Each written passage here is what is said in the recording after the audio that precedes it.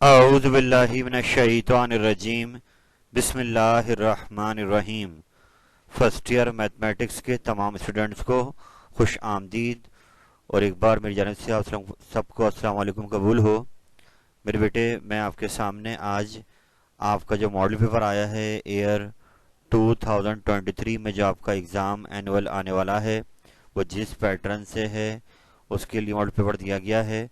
तो आज मैं उनमें जो एमसीक्यू सेक्शन ए जो आपको दिए गए हैं क्वेश्चंस, उनके सॉल्यूशन को लेकर हाजिर हुआ हूँ।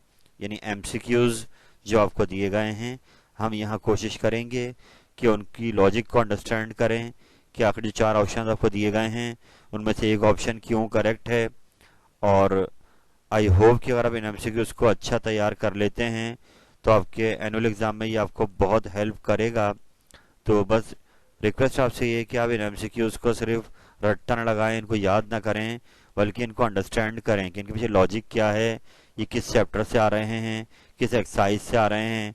और फिर उस लॉजिक को ध्यान में रखते हुए आप जब एग्ज़ाम में जाएंगे तो इंशाल्लाह ताला सेक्शन ए आपके लिए मुश्किल नहीं रहेगा। यानी अगर ये एमसीक्यूज एज इट इज़ नहीं आते हैं तो काफ़ी तक इस जैसे ही एमसीक्यूज आएंगे।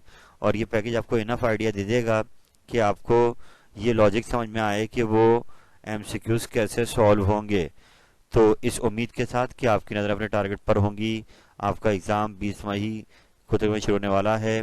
तो ये बहुत करीब आ चुका है वक्त, तो अपना टाइम ज़ाया मत कीजिए और जो चीज़ें आपको मिलती जा रही हैं उनको रेडी करते जाइए। तो आइए अपने आज के एमसीक्यूज का आगाज़ करते हैं।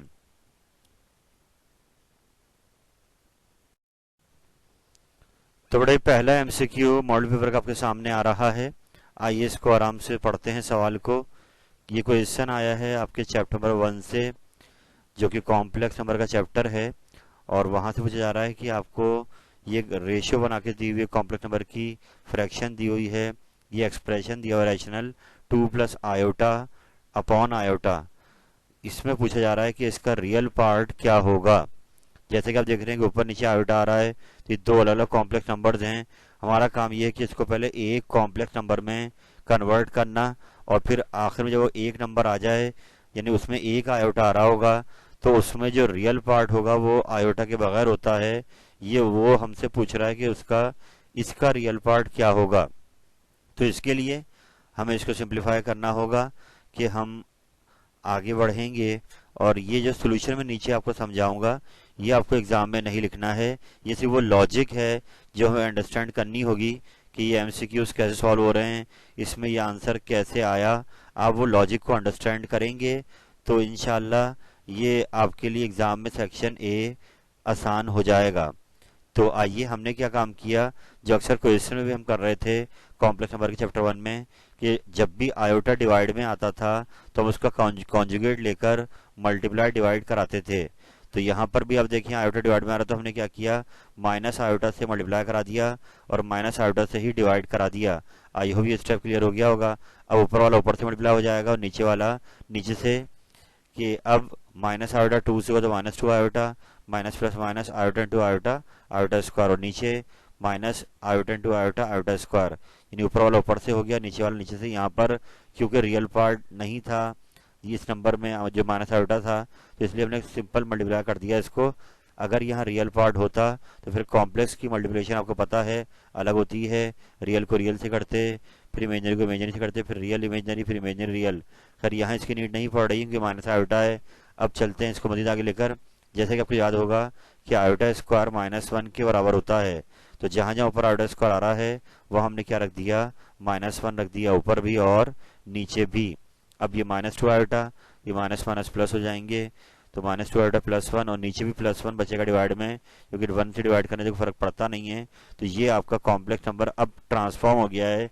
जो हमें दिया हुआ था वो ये फॉर्म थी, 2 प्लस आयोटा अपॉन आयोटा, और जो आ गई है अब ये फॉर्म है। और इसमें आपको पता है कि जो आयोटा के साथ है वो इमेजनरी पार्ट होता है और जो आयोटा के बगैर है वो रियल पार्ट होता है। तो आप देख सकते हैं यहाँ पे रियल पार्ट क्या आ रहा है, 1। तो हम रियल पार्ट 1 पिक कर लेंगे यहाँ से। और इमेजनरी पार्ट अगर मांगता सवाल में, यानी कि अभी तो उसने रियल पार्ट मांगा है इसका, तो आंसर आपका क्या आएगा, 1 आएगा।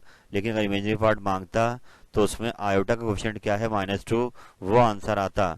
तो हमारा इस वक्त रियल पार्ट जो आ रहा है 2 प्लस आयोटा अपॉन आयोटा का, वो क्या आएगा, आपका पहला ऑप्शन आएगा कि 1 पहले ऑप्शन में लिखा है, तो 1 is the correct answer. I hope ये आपको एमसीक्यू समझ में आया होगा। आप इसको फिर दोहराइए और बार बार इसको रिफ्रेश करते रहिए, तो ये आपके लिए आसान हो जाएगा। तो नंबर 1 एमसीक्यू क्लियर हो गया। हम चलते हैं अगले पर। तो बड़ा ही सेकंड एमसीक्यू मॉडल पेपर आपके सामने आ गया है, और यहाँ पर मैं आपको एक गाइडलाइन और देना चाहूँगा कि पेपर में सॉल्व करते हुए इतने लंबे एमसीक्यूज नहीं आएंगे। ये 1 नंबर का एग्जाम में आएगा, लेकिन आप पहले जो अभी कराए जा रहे हैं इनको ज़रूर अंडरस्टैंड कीजिए कि इसमें लॉजिक क्या है और करेक्ट आंसर कैसे आ रहा है, ताकि आपका दिमाग खुले और आप सोचें। तो ये ब्लैंक की चैप्टर 1 से आ रही है। 1 plus iota upon 1 minus iota की पावर 12 को सिंप्लीफाई कर इसका आंसर, नीचे 4 ऑप्शंस दिए हुए हैं, पिक करना है कौन सा ऑप्शन करेक्ट होगा। तो इसके लिए हम फिर जाते हैं सिंप्लीफाई की जानिब, कि हम यहाँ पर जो अंदर ब्रैकेट में लिखा हुआ है 1 plus iota upon 1 minus iota, इसको पहले रैशनलाइज करेंगे, कॉन्जुगेट से मल्टीप्लाई डिवाइड कराएंगे ताकि डिवाइड में से आयोटा ख़त्म हो जाए। उसके बाद जब इसका जवाब आ जाएगा तो इसकी 12 पावर खोलकर इसको सिंप्लीफाई किया जाएगा और चेक करेंगे कौन सा ऑप्शन करेक्ट है। तो आपको पता ही है कि कॉन्जुगेट जो नीचे नंबर लिखा होता है डिनोमिनेटर के अंदर, उसकी साइन चेंज करते हैं। तो 1 माइनस आयोटा का 1 प्लस आयोटा हो गया कॉन्जुगेट, उससे कराया मल्टीप्लाई, उससे कराया डिवाइड।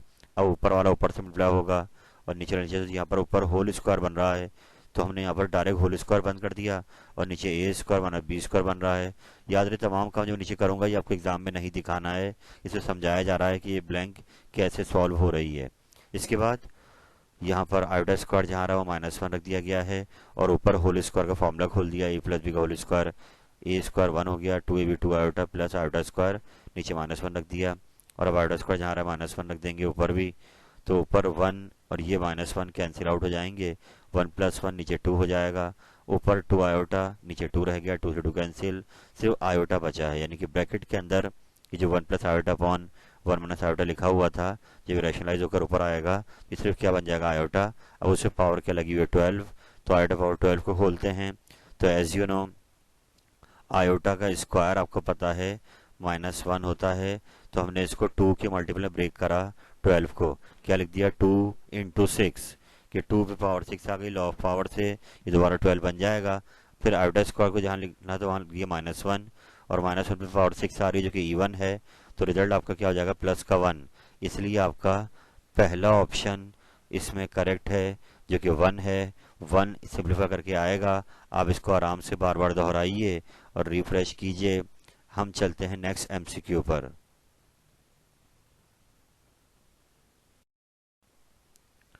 तो बड़ा काम को आगे बढ़ाते हैं। मॉडल पेपर का तीसरा एमसीक्यू आपके सामने आ गया है, और ये रिलेटेड है आपके चैप्टर नंबर 2 से, मैट्रिसेस के चैप्टर से रिलेटेड है। और ये प्रॉपर्टी यहाँ पर हमें देखनी है ट्रांसपोज के हवाले से। तो आइए इस ब्लैंक को आराम से समझते हैं कि यहाँ पर ए बी और सी जो आपको नज़र आ रहे हैं कैपिटल लेटर में, they all are matrices, square matrices, इनकी रोज और कॉलम्स बराबर हैं, और इन सब के ऑर्डर भी क्या हैं, सेम हैं। यहाँ पर ए बी सी को अगर आप छोड़कर के को देखें तो के एक स्केलर नंबर है, मतलब एक कांस्टेंट नंबर है, कोई भी नंबर हो सकता है 1 2 3 4, यानी के एक जनरली एक स्केलर है, के मैट्रिक्स नहीं है। तो ट्रांसपोज की जो प्रॉपर्टी है वो सिर्फ मैट्रिसेस पे अप्लाई होती है, स्केलर नंबर पे अप्लाई नहीं होती। तो अब सवाल ये है कि अगर ऐसे लिखा हुआ हो कि के भी ब्रैकेट के अंदर हो, ए बी और सी तीनों मल्टीप्लाई हो रहे हो मैट्रिसेस, और उन पे होल पे लगाओ ट्रांसपोज, तो इसका रिजल्ट इन चार में से किस ऑप्शन के बराबर आएगा। तो बेटा इसको याद कर लीजिए। ये एग्जाम्पल मैं नीचे दे रहा हूँ आपको कि ट्रांसपोज की प्रॉपर्टी ये है, जब 3 मैट्रिसेस मल्टीप्लाई हो रहे हों और ट्रांसपोज के होल पे लगा हुआ हो, जब ये इंडिविजुअली तीनों पर अलग अलग आएगा इंडिविजुअली, तो इसका ऑर्डर तीनों का चेंज कर देगा। यानी सी पहले आ जाएगा, फिर बी आएगा, फिर ए, यानी कि ट्रांसपोज तीनों पे अलग हो जाएगा, मगर तीनों के ऑर्डर क्या हो जाएंगे, चेंज। मगर यहाँ पर के जो है ये मैट्रिक्स नहीं है, तो अगर के पे भी ये लगा हुआ है तो के पर कोई फर्क नहीं पड़ने वाला, के अपना बाहर ही आ जाएगा ट्रांसपोज से, कि वो अंदर हो या बाहर हो, ट्रांसपोज तो मैट्रिक्स का निकलता है। तो के हमने बाहर साइड पे लिख दिया, और अंदर क्योंकि ए बी सी तीनों मैट्रिसेस हैं तो उनके ऑर्डर क्या होगा, चेंज, सब पे ट्रांसपोज क्या होगा, अलग अलग। इट मीन जो सेकंड ऑप्शन आपको दिया हुआ है it is the correct answer, कि ट्रांसपोज स्केलर नंबर पे अप्लाई नहीं होता, वो खाली मैट्रिसेस पे लगता है, और जब लगता है तो तीनों के ऑर्डर को रिवर्स कर देता है। लास्ट वाला पहले आ जाएगा और पहले वाला आखिरी में ट्रांसपोज नहीं पर हो जाएगा। इस ब्लैंक को याद कीजिए। हम चलते हैं आगे। तो बड़ा अगले एमसीक्यू नंबर 4 पर हमने आपके आ रहे हैं। यहाँ पर आपको रिलेटेड है दोबारा से चैप्टर नंबर 2 मैट्रिक्स से, कि ए अगर आइडम पोटेंट मैट्रिक्स है तो दिया हुआ कौन सा ऑप्शन आपका करेक्ट होगा। यानी 4 ऑप्शन नीचे दिए गए हैं। आइडम पोटेंट मैट्रिक्स ये आपको चैप्टर 2 में ढूंढना होगा। स्टार्ट की एक्सरसाइजेज में बुक के अंदर दिया हुआ है, जब मैट्रिक्स की टाइप दी हुई हैं कि आइडम पोटेंट मैट्रिक्स क्या होता है, इनमें से हमें करेक्ट ऑप्शन पिक करना है। तो बहुत आसान सा है। सबसे पहले एग्जाम्पल देखिए सामने अपने, कि अगर किसी मैट्रिक्स को उससे ही मल्टीप्लाई किया जाए और जवाब में वो मैट्रिक्स दोबारा खुद वापस आ जाए, यानी हम उसका स्क्वायर ले रहे हैं और दोबारा वो मैट्रिक्स तैयार हो रहा है, तो इस सूरत में अगर वो मैट्रिक्स वापस आ जाता है तो मैट्रिक्स ए जिसका स्क्वायर लिया गया वो कहलाएगा आइडम पोटेंट मैट्रिक्स। यानी मैं कहना ही चाह रहा हूँ कि अगर यहाँ चेक करना हो कि ए आइडम पोटेंट है या नहीं, तो ए को उससे ही मल्टीप्लाई किया जाए और जवाब में दोबारा ए अगर वापस आ जाए तो मैट्रिक्स ए कहलाएगा आइडम पोटेंट मैट्रिक्स। तो हम यही बात कह सकते हैं कि ए है आइडम पोटेंट मैट्रिक्स। तो करेक्ट ऑप्शन 4 दिए हुए हैं आपको, और जो थर्ड ऑप्शन आपका करेक्ट है कि ए स्क्वायर इक्वल टू ए अगर वेरीफाई हो जाए तो मैट्रिक्स ए कहलाएगा आइडम पोटेंट मैट्रिक्स। तो आई होप ये आपको समझ में आ गई होगी। चलते हैं आगे। तो मॉडल पेपर के नेक्स्ट एमसीक्यू नंबर 5 पर हम लोग आ गए हैं, और यहाँ पर ये रिलेटेड है आपके बुक के न्यू बुक के चैप्टर नंबर 3 से, वेक्टर चैप्टर से ये आ रहा है एमसीक्यू। यहाँ पर आपको एक पॉइंट दिया गया है। पॉइंट से मुराद ये एक पोजीशन वेक्टर भी आप कह सकते हैं, कि -3 4 5, यानी इसको -3i + 4j + 5 के भी कहा जा सकता है। और इसका डिस्टेंस मांगा जा रहा है इस पॉइंट का ओरिजिन से क्या होगा, वो डिस्टेंस निकाल कर हमें 4 में से एक ऑप्शन पिक करना है। तो यहाँ इसका मतलब ये है कि ओरिजिन जब बात की जाए तो ये 3D में 0 0 0, एक्स भी 0, वाई भी 0 और जेड भी 0, और वो पॉइंट जो है वो एक्चुअली पोजीशन वेक्टर का हेड होगा जहाँ तक पहुँचता है।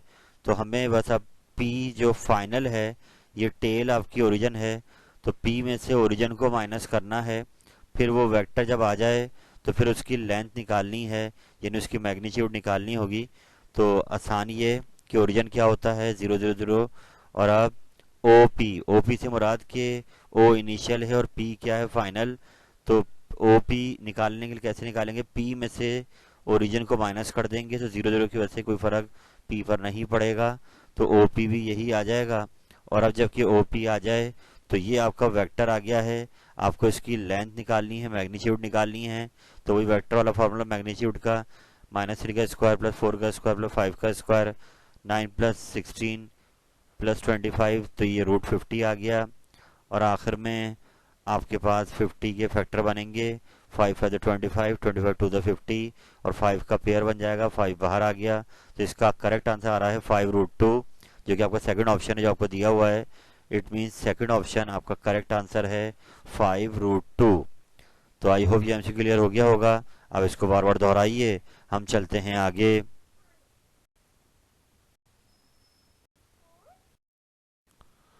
तो बड़े सिलसिले को आगे बढ़ाते हैं मॉडल पेपर के एमसीक्यूज को।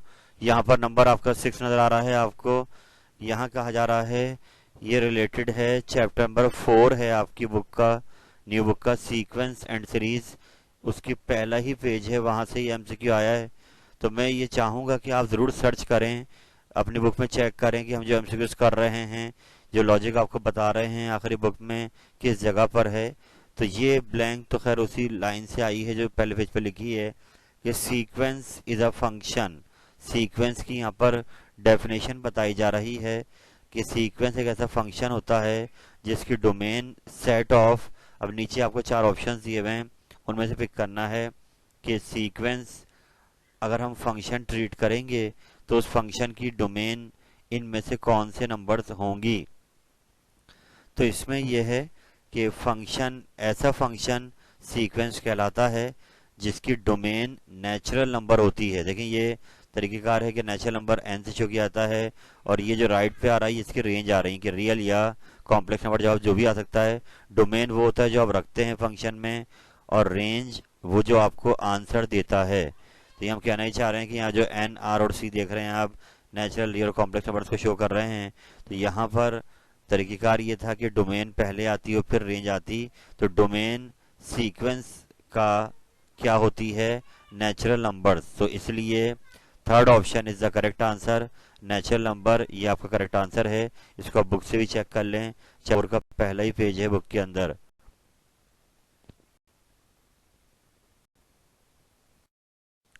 तो बड़ा सिलसिले को आगे बढ़ाते हैं। नंबर 7 एमसीक्यू मॉडल पेपर का आपके सामने आ रहा है और ये एक बार फिर आ गया है चैप्टर नंबर 4 से, सीक्वेंस एंड सीरीज वाला चैप्टर।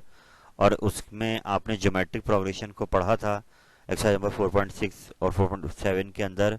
तो वहाँ से इनफाइनाइट जीपी से रिलेटेड एक एमसीक्यू आया है। तो यहाँ ये आपसे कह रहे हैं कि अगर इनफाइनाइट जीपी की रेशियो 1 से बड़ी हो, देख सकते हैं यहाँ लिखा हुआ है r ग्रेटर देन 1, तो उस सूरत में उस इनफाइनाइट जीपी को आप क्या कहेंगे, कन्वर्जेंट कहेंगे, डाइवर्जेंट कहेंगे या अनडिफाइंड कहेंगे। तो यहाँ पर मैं आपको याद दिलाऊं कि जो बुक में हमें क्वेश्चंस दिए गए थे इनफाइनाइट जीपी के हवाले से, उसमें आर आपका 1 से छोटा आ रहा था, रेशियो में आ रहा था, 1/2 आ रहा था, या इस टाइप का जो भी आ रहा था। आर लेस देन 1 होने की वजह से उस जीपी का सम निकल रहा था ऐसे इन्फिनिटी, और वो इन नंबर में आ रहा था। यानी वो जवाब आपका एस इन्फिनिटी का इनफाइनाइट नहीं आ रहा था, बल्कि वैल्यू में आ रहा था। फॉर्मूला आपको याद आया होगा, ये फॉर्मूला था a/1 - r। तो बुक में तो जो क्वेश्चन थे उसमें r लेस देन 1 था, लेकिन यहाँ पर ये कह रहे हैं अगर r ग्रेटर देन 1 हो तो क्या सूरत हाल होगी, उस इन्फाइनाइट जीपी को हम क्या नाम देंगे।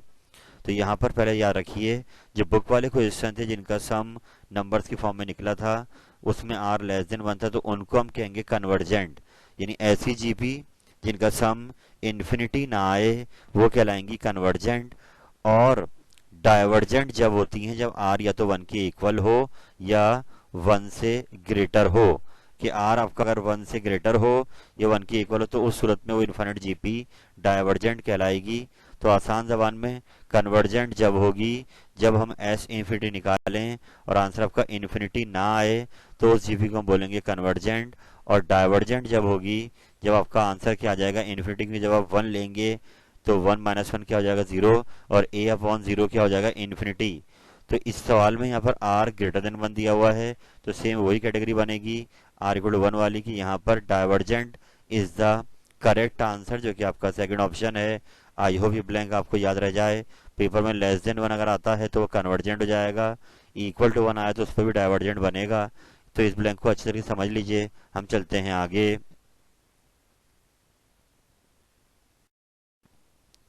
तो बड़ा सिलसिले को आगे बढ़ाते हैं। मॉडल पेपर के एमसीक्यूज नंबर 8 पर हम लोग आ गए हैं और ये ब्लैंक आपकी आई चैप्टर 5 से। चैप्टर 5.1 आई थिंक ये एक्सरसाइज है, वहाँ पर आप जाके चेक कीजिएगा। तो समीशन निकालने के यहाँ पर फॉर्मूलाज दिए गए हैं अलग अलग सीरीज के ऊपर, कि समीशन n⁻0 का फॉर्मूला अलग है, समीशन n⁻1 का फॉर्मूला अलग है, तो n² का फॉर्मूला अलग है, यहाँ देखिए n³ तक के फॉर्मूलाज हैं वहाँ पर। तो यहाँ पर एक बात और मैं कह दूं कि नेचुरल नंबर के लिए फॉर्मूले बनते हैं जो कि 1 से शुरू होता है, पर यहाँ ये नंबर 40 के बाद से लेकर 46 तक का सम मांग रहा है।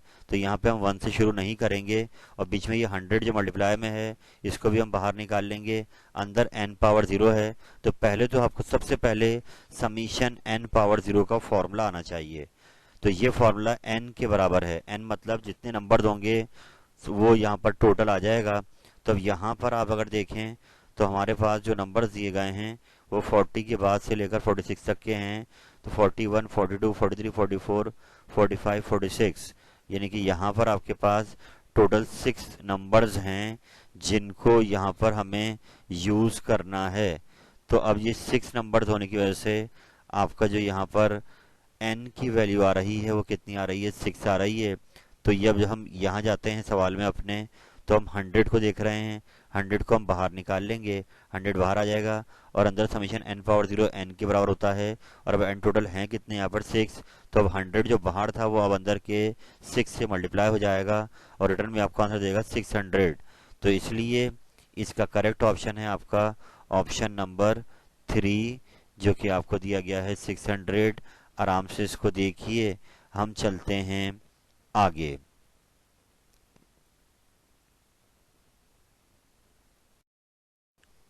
थोड़ा सिलसिले को आगे बढ़ाते हैं। नंबर 9 एमसीक्यू आपका आ गया है, जो कि रिलेटेड है आपके चैप्टर नंबर 6 से, जहाँ पर आपने परमुटेशन कॉम्बिनेशन को पढ़ा है। तो ये ब्लैंक उसी चैप्टर से रिलेटेड है। यहाँ पर कह रहे हैं कि प्रोडक्ट लिया जा रहा है इन चार नंबर्स का, 16, 17, 18, 19। तो ये प्रोडक्ट निकाला जाए तो नीचे दिए हुए चार ऑप्शन में से जवाब जो चार ऑप्शन में से किसी एक का आए, उनमें से किसके ये प्रोडक्ट इक्वल होगा। यानी हमसे पूछा जा रहा है कि जिनका प्रोडक्ट आएगा वो और नीचे दिए चार ऑप्शन में से कौन एक दूसरे के बराबर होंगे, ये हमें पिक करना है। तो इसके लिए आपको यहाँ पर तवज्जो बात यह कि नीचे पी और सी नजर आ रहे हैं, ये परमुटेशन और कॉम्बिनेशन के सिंबल्स हैं। तो अब यहाँ पर आपको इनके फॉर्मूलाज होने चाहिए याद, कि एन पी आर का एक फॉर्मूला परमुटेशन से पढ़ा है आपने, N factorial upon N minus R factorial, और एक फॉर्मूला एन सी आर का पढ़ा है, N factorial upon N minus R factorial into R factorial. तो अब यहाँ पर अगर हम थर्ड ऑप्शन देखें 19p4, तो उसमें एन आपका 19 हो जाएगा और आर आपका 4 है। फॉर्मूला लगाते हैं पहला तो 19 फैक्टोरियल अपॉन 19 माइनस 4 फैक्टोरियल, तो ऊपर 19 फैक्टोरियल लग गया, नीचे 15 फैक्टोरियल लग गया। अब फैक्टोरियल कैसे खुलता है कि जो नंबर साथ में लगा फैक्टोरियल वो ऐसे ही आता है, फिर उसमें से एक कम, फिर एक और कम, यहाँ तक कि हमने इसको 15 फैक्टोरियल तक ले गए, क्योंकि डिनोमिनेटर के अंदर यही लिखा हुआ है। तो ये आपस में कैंसिल हो जाएंगे और यूँ आप देखें 16, 17, 18, 19 चारों का प्रोडक्ट बराबर आ रहा है 19p4 के, इसलिए आपका थर्ड ऑप्शन करेक्ट है। एक तरीका तो इसका करने का ये है, याद रहे एग्जाम में आपको तरीके नहीं करने हैं, एग्जाम तो खाली करेक्ट ऑप्शन पिक करना है, मगर लॉजिक अंडरस्टैंड करेंगे तो आपकी ब्लैंक सही होगी। अगला तरीका इसका ये है कि आप डायरेक्ट चारों ऑप्शन जो नीचे दिए हुए हैं इनके परमुटेशन कॉम्बिनेशन निकालें। 19p4 निकालें कैलकुलेटर से, तो जवाब आ रहा है 210, और अब इन चारों को मल्टीप्लाई करा दें, इन चारों का प्रोडक्ट भी आ रहा है 210। 16, 17, 18, 19 का प्रोडक्ट क्या आएगा 210। तो इसलिए हम जब दोनों के जवाब 210 आ रहे हैं तो इनको आपस में इक्वल कर सकते हैं, इसलिए आपका 19p4 is the correct answer, कि वो इनके प्रोडक्ट के जवाब इसकी जो वैल्यू आ रही है 19p4 की, वो इनके प्रोडक्ट के इक्वल आ रही है। तो इसलिए 19p4 is the correct answer of this MCQ. I hope clear हो गया होगा। चलते हैं आगे।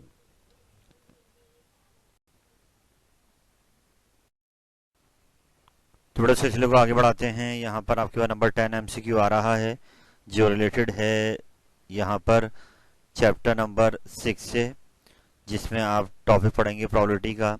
और यहाँ पर प्रोबेबिलिटी से मुराद ये होती है कि जो कोई इवेंट जिसको ये कराना चाह रहे होते हैं उसका चांस मांगा जाता है कि क्या चांस है कि वो इवेंट अकर हो जाएगा। तो प्रोबेबिलिटी लाई करती है 0 और 1 के बीच में। तो यहाँ पर दो टीमों के दरमियान मैच हो रहा है जिनका नाम है ए और बी, और सवाल ये है कि टीम ए के जीतने का चांस क्या होगा। तो बात बहुत सिंपल है, दो टीमें हैं और टीम ए एक टीम है, तो यहाँ पर लगेगा प्रोबेबिलिटी का एक फॉर्मूला जो कहलाता है ओ ए अपॉन ओ एस। ओ ए से मुराद होता है फेवरेबल आउटकम जो आप चाहते हैं कराना, और ओ एस होते हैं टोटल आउटकम। तो टोटल यहाँ पर दो टीमें हैं, तो ओ एस आपका 2 हो जाएगा, जबकि ओ ए आपकी एक ही टीम है तो ओ ए आपका 1 हो गया। तो इसको पुट करेंगे फॉर्मूले के अंदर, तो 1/2 ये चांस आ रहा है टीम ए के जीतने का। याद रहे टीम बी के जीतने का चांस पूछेगा तो वो भी ये आएगा 1/2, 50%। It mean third option is the correct answer. I hope ये एमसीक्यू क्लियर हो गया होगा। हम चलते हैं आगे।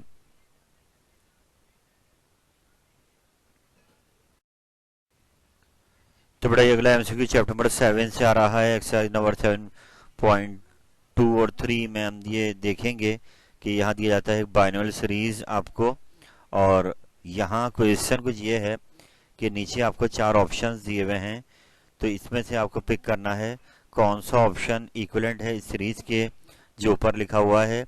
यानी यहाँ पर आपको मैं याद दिलाऊं कि एक फॉर्मूला है जो आपने 7.3 में पढ़ना था, 1 प्लस एक्स की power N equal to 1 plus N X plus N N minus 1/2 factorial X square.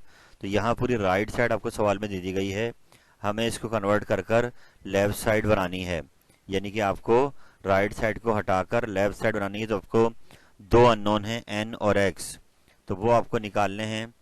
तो यहाँ पर इसको अगर हम जो ऑप्शंस दिए गए हैं तो उसमें पहला ऑप्शन अगर आप देखें तो x आपका माइनस का x है और n आपका -2। अगर आप कंपेयर कराएं फॉर्मूले की लेफ्ट साइड से तो x माइनस का x है और n आपका -2 है, तो हम क्या करेंगे n और x को उठाएंगे और जाके पुट कर देंगे फॉर्मूले की राइट हैंड साइड में। यानी हम राइट साइड पे जाएंगे, फिर टर्म 1 आ गई और अब प्लस फॉर्मूले का आ गया, n आपका -2 है और x आपका -x है। बाकी ऐसे ही आगे भी n को और x को रख दिया। अब मजीद सॉल्व करेंगे तो 1 - x की पावर -2 जो हमने खोली है, इसमें जवाब आ रहा है 1 माइनस क्या हो जाएंगे +2x, और ऐसे इसको सॉल्व करेंगे तो -3 और -2 ये +6 डिवाइड बाई 2 3 हो जाएगा और माइनस का स्क्वायर प्लस। तो ये पूरी आप देख सकते हैं राइट साइड तैयार हो गई अगर हम 1 - x की पावर -2 खोलें। यानी अगर आप बाकी तीनों में से कोई सा भी ये एक्सपेंशन खोलेंगे तो रिजल्ट में आपको पूरी ये सीरीज नहीं मिलेगी, except for the first one कि इसको अगर आप खोला आपने तो आपको वही सीरीज तैयार हो रही है जो सवाल में दी हुई है। इसलिए पहला ऑप्शन आपका करेक्ट आंसर है। सीरीज दी हुई है बाइनोमियल एक्सपेंशन, वो उसकी जो सीरीज बनेगी लेफ्ट साइड की वो यही है आपके सामने 1 - x पावर -2। आई होप बात क्लियर हो गई होगी। चलते हैं आगे।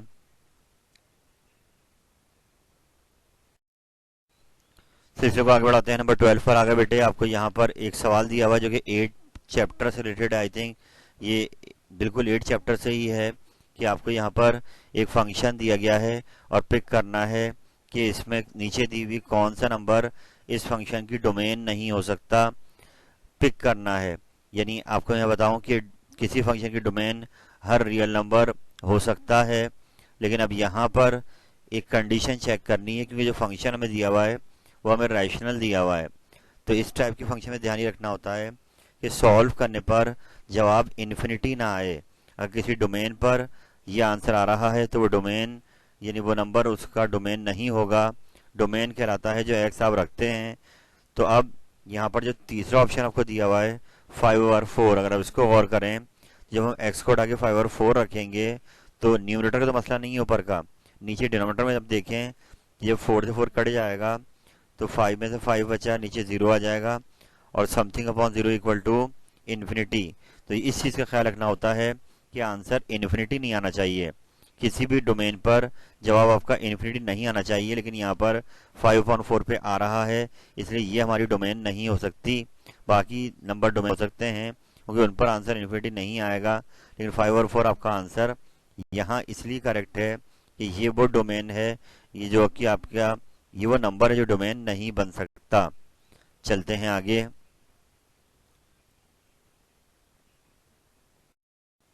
मॉडल पेपर के एमसीक्यूज को आगे बढ़ाते हुए नंबर 13 पर हम लोग आ चुके हैं और अब यहाँ पर दोबारा से चैप्टर नंबर 8 ही है जहां हमें बताया गया कि इवन फंक्शन क्या होते हैं, ऑड फंक्शन क्या होते हैं। तो मैं आपको पहले समझा दूं कि इवन फंक्शन वो होता है जिसमें हम जो एंगल या वैल्यू जो आ रही है एफ के अंदर इसे माइनस रखते हैं और रिटर्न में जवाब दोबारा से वापस आ जाता है। तो अगर माइनस रखने पर जवाब दोबारा वापस आ गया जो आपका मेन फंक्शन था तो इट मीन माइनस वहाँ पर ख़त्म हो गई, तो वो कहलाता है इवन। और अगर वही फंक्शन माइनस के साथ वापस आ जाए कि माइनस साइन बाहर आ जाए और आगे पूरा सवाल बन जाए तो वो कहलाता है ऑड फंक्शन। तो इस वक्त हमें ये फंक्शन दिया गया है cos क्यूब थीटा, पिक करना है कि इवन है या ऑड है। तो इसके लिए हम क्या काम करेंगे, थीटा जहां आ रहा है उसको रिप्लेस कर देंगे माइनस थीटा से दोनों साइड पर। दोनों साइड पर रख दिया माइनस थीटा, लेफ्ट पे भी और राइट पर भी। और ये क्यूब है ये एक्चुअली होल पर होता है तो मैं इसको होल पर ही ले गया हूँ। अब cos माइनस थीटा, याद रहे cos एक इवन फंक्शन है, माइनस साइन इसमें खत्म हो जाती है तो ये माइनस साइन अंदर cos के खत्म हो गई और अब उस पर क्यूब लगा हुआ है तो cos पे क्यूब अलग कर दो। आप देखें कि हमने थीटा को रिप्लेस करा माइनस थीटा से, लेकिन cos क्यूब थीटा फिर वापस आ गया, यानी मेन फंक्शन वापस आ गया है। तो हम यहाँ कह सकते हैं कि जो फंक्शन हमें दिया हुआ है वो ई फंक्शन है कि माइनस रखने पर माइनस साइन से कोई फर्क नहीं पड़ा, सवाल दोबारा अपनी असली शेप में वापस आ गया, तो ये इवन है। अगर ऑड होता तो माइनस साइन बाहर आ जाती, और अगर तीसरी कंडीशन होगी नाइदर इवन नॉर ऑड तो ना वो माइनस से बाहर आएगा ना उसकी माइनस खत्म होगी, तो इट मीन्स वो कहलाएगा नाइदर इवन ऑड। तो अभी ये फंक्शन क्या है, इवन। हम चलते हैं आगे।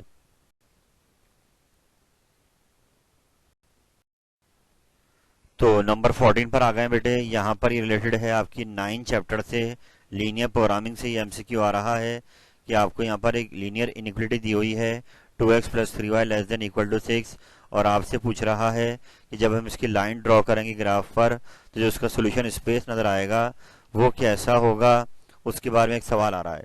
तो आई होप आपने ये 9 चैप्टर पढ़ा होगा। देखिए इस तरह से हमने ग्राफ ड्रॉ किए थे 9 चैप्टर में कि लाइन के नीचे बाजू का रीजन को शेड कर रहे थे जिसमें ओरिजिन शामिल हो रहा था, कभी लाइन के ऊपर शेड कर रहे थे जिसमें रीजन ओरिजिन शामिल नहीं हो रहा था। तो इससे रिलेटेड सवाल आ रहा है कि जो ये शेडेड पोर्शन है इसके बारे में सवाल कर रहा है। तो इसके लिए आपको याद होगा कि वो ओरिजिन की तरफ हो, ओरिजिन शामिल हो, उसके लिए हम करते थे एक टेस्ट। तो अब टेस्ट ये था कि इनइक्वालिटी में जाते थे और फिर वहां पर हम लेस देन का साइन लेकर उसमें ओरिजिन रख देते थे। तो हमने जब एक्स वाई को रखा 0 0 तो जवाब आपका इस तरफ से 0 आ रहा है और 0 6 से छोटा है, तो ये आपका रिजल्ट ट्रू आ रहा है। तो ये टेस्ट करते थे हम क्वेश्चंस के अंदर, और जब ये टेस्ट ट्रू आता था तो लाइन जो ओरिजिन की तरफ जाती थी यानी कि लाइन के बिलो वाला रीजन हम शेड किया करते थे। तो इस सूरत हाल में यहाँ पर ये लाइन लिखी होगी सोल्यूशंस पर include all the point on and below the line, यानी कि इसमें ओरिजिन शामिल होगा। ये वाली पोजीशन आपको जो है इस सवाल में सूट कर रही है, अबव वाली नहीं। अगर ये फॉल्स आता कि 0 ग्रेटर देन 6 आया था तो ये फॉल्स हो जाएगा, तो फिर अबव द लाइन आएगा। लेकिन अभी लाइन भी शामिल है और लाइन के नीचे वाला हिस्सा भी शामिल है, तो करेक्ट ऑप्शन है on and below the line. ये इसका करेक्ट आंसर है। आप इसको आराम से देखिए। हम चलते हैं आगे। तो नंबर 15 भी बेटा चैप्टर 9 से आ रहा है, 9.3 आई थिंक है, जहां पर आपने वर्ड सुना हुआ है फिजिबल सोल्यूशन। ये जब हम एक्स की वैल्यू निकालते थे ऑब्जेक्टिव फंक्शन के अंदर तो मैक्सिमाइज मिनिमाइज करता था उस वैल्यू को, तो जो हमें रिजल्ट में मिलता था फिजिबल सोल्यूशन, ये उसके बारे में सवाल पूछ रहा है कि उसको हम क्या कहते हैं। तो जैसे कि याद रखिए 2 लाइन का इंटरसेक्टिंग पॉइंट, ये यहाँ पर मैक्सिमाइज हो रहा है या मिनिमाइज हो रहा है। ऐसे ही एक डायग्राम और कि इसमें भी यहाँ देखें मैक्सिमाइज हो रहा है। तो ऐसा पॉइंट जब मैक्सिमम हो जाता था उसको हम कहते थे optimal solution. Optimal solution is the correct answer for this MCQ, यानी कि वो फिजिबल सोल्यूशन जो कि मैक्सिमाइज या मिनिमाइज कर दे ऑब्जेक्टिव फंक्शन को कहलाता है ऑप्टिमल सोल्यूशन। इसको आप बार बार दोहराइए। हम चलते हैं आगे।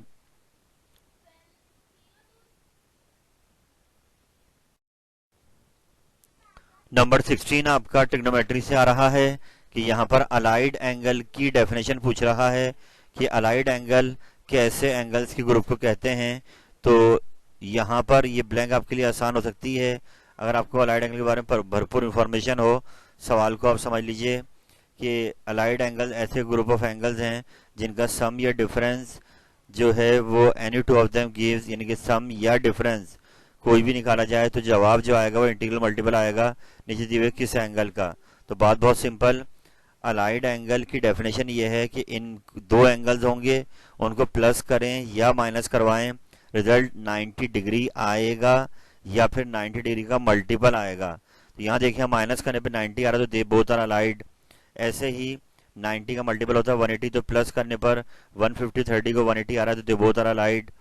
ऐसे ही 300 प्लस 60 360 आ रहा है जो कि 90 का मल्टीपल है। तो मैं आप बात समझ रहे होंगे कि ऐसे 2 एंगल्स जिनको प्लस या माइनस करने पर या तो आंसर 90 आ जाए या उसका इंटीग्रल मल्टीपल आ जाए। 90 का टेबल में जो नंबर आ रहे हैं 90, 180, 270, 360, ऐसे नंबर्स भी अगर सम होकर आ रहे हैं तो जिन नंबर्स को आपने प्लस या माइनस कराया they are called allied angles. तो इसलिए फर्स्ट ऑप्शन आपका करेक्ट होगा 90 डिग्री, यानी कि π/2 रेडियन। 90 डिग्री को π/2 रेडियन भी कहा जाता है। तो ऐसे 2 एंगल जिनका सम या डिफरेंस 90 डिग्री या π/2 रेडियन के बराबर है they are called allied angles. हम चलते हैं आगे। थोड़ा आगे बढ़ाते हैं, नंबर 17 पर आ गए हैं और यहाँ पर ये ट्रिग्नोमेट्री से एमसीक्यू आपका आ रहा है। एक ऐसा सर्कल जो कि ट्राइंगल के तीनों वर्टिसेस को टच करे उसको हम क्या कहते हैं। तो बहुत ही आसान है, ये डायग्राम आप सामने देख रहे हैं। इस सर्कल को अगर आप गौर करेंगे तो इसके अंदर ट्राइंगल आ रही है और तीनों वर्टेक्स जो हैं ट्राइंगल पे, यानी कि तीनों वर्टेक्स ट्राइंगल के हैं, ये सर्कल पे आ रहे हैं। तो एक ऐसा सर्कल जो ट्राइंगल के बाहर हो और तीनों वर्टेक्स को टच करे ये कहलाता है सर्कम सर्कल। तो इसका करेक्ट आंसर है सरकम सर्कल। इसका रेडियस भी होगा सरकम रेडियस, जिसको बड़े आर्ट से शो किया जाता है। तो आई होप बात क्लियर हो गई होगी। चलते हैं आगे।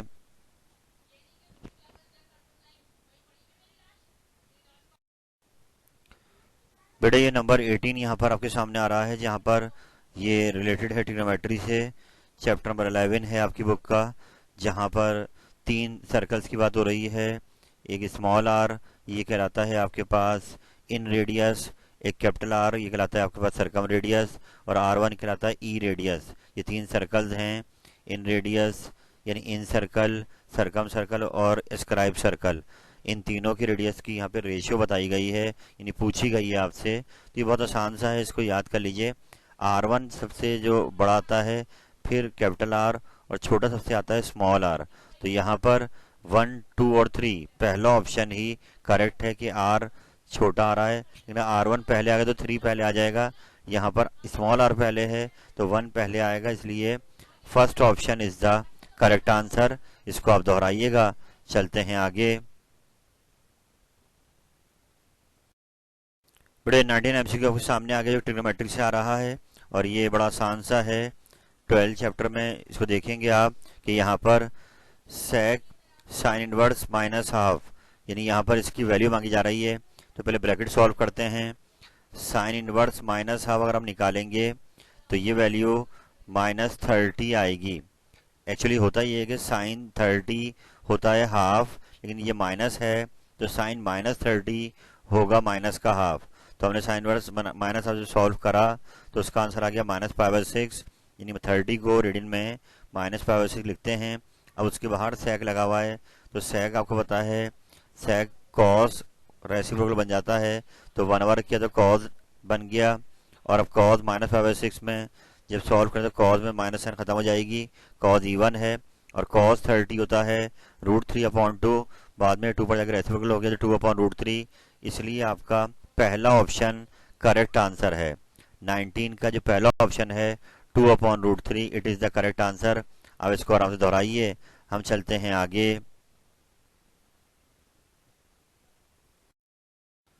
तो बड़े लास्ट MCQ आपके सामने आ गया है मॉडल पेपर का, जहाँ पे आप देख सकते हैं कि दोबारा से आपको 12 चैप्टर से आया है कि इक्वेशन दी गई है √sin θ -1 = 0। तो ये इक्वेशन को हमें सॉल्व करना है और उसका सोल्यूशन सेट तैयार करना है, और आखिर में उन्होंने इंटरवल दिया हुआ है जिसको हमें चेक करना होगा कि हमारा सोल्यूशन उसके अंदर आना चाहिए। तो पहला काम तो ये करेंगे, जो हमने 12.3 या 5 जो आखिरी एक्सरसाइज है इसकी जो सोल्यूशन सेट बनाए हैं वहाँ किया है कि हम थीटा की वैल्यू बनाएंगे। -1 को वहाँ लेगा, प्लस का 1 हो गया, √2 मल्टीप्लाई नीचे आके डिवाइड हो गया। अब साइन को वहाँ ले गए, साइन इनवर्स हो गया, साइन 1/√2 45 डिग्री होता है, π/4 रेडियन हो गया। मगर आपका जवाब आ रहा है 45 डिग्री। अब ऊपर जो इंटरवल उसने दिया हुआ है वो दिया हुआ है 90 से लेकर 180 के दरम्यान में आंसर आना चाहिए, यानी ये इंटरवल शो कर रहा है कि π/2 से बड़ा आंसर हो और पाई से छोटा हो। तो ये वाला आंसर आपका नहीं माना जाएगा π/4। इसके लिए अब आप ये देखेंगे कि साइन कहाँ कहाँ प्लस का होता है। तो एक पहले में प्लस का है, पहले में तो हम खड़े हुए हैं 45 डिग्री। हमें अब सेकंड में जाना है, क्योंकि सेकंड में भी साइन प्लस का है। तो उसका रूल ये होता है कि आप पाई में से इस एंगल को माइनस कर दें, तो आप सेकंड क्वाड्रेंट में आ जाएंगे। वो आंसर आ रहा है एलसीएम लेकर 3π/4। तो ये सेकंड ऑप्शन आपका इस सवाल का करेक्ट आंसर है। तो मैं उम्मीद करूंगा कि आप इन तमाम MCQs को जो है बार बार दोहराएंगे, रिफ्रेश करेंगे, और ये आपके एग्ज़ाम में आपके लिए बहुत कारआमद साबित होंगे।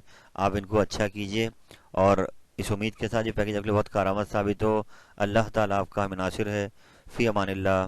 अल्लाह हाफिज़।